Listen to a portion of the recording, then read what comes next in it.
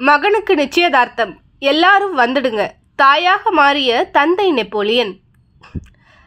நடிகர், தொழிலதிபர், முன்னாள் எம்எல்ஏ, மத்திய இணையமைச்சர், நடிகர் சங்க செயலாளர் என்று பல்வேறு பதவிகளை நெப்போலியன் வகுத்திருந்தாலும் நடிகர் நெப்போலியன் தான் மக்களுக்கு பரிச்சயம்.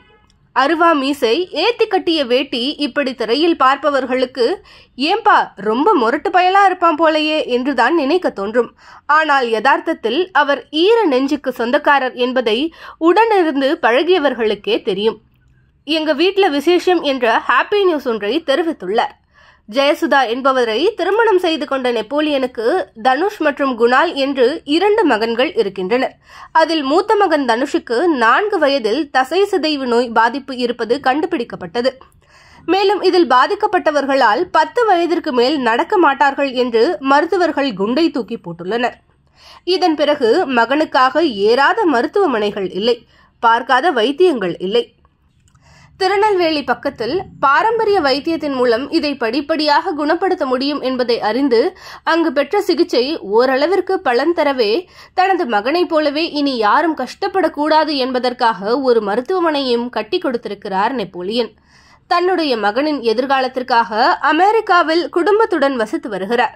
சமீபத்தில் யூடியூபர் இர்ஃபான் அவர் வீட்டை சுற்றிக்காட்டிய போது, அட நம்ம நெப்போலியன் வீடா இது என்று ரசிகர்கள் வாயை பிளந்தனர். அந்த அளவிற்கு தனது மகனுக்காக பார்த்து பார்த்து செதுக்கி இருக்கிறார் மனுஷன்.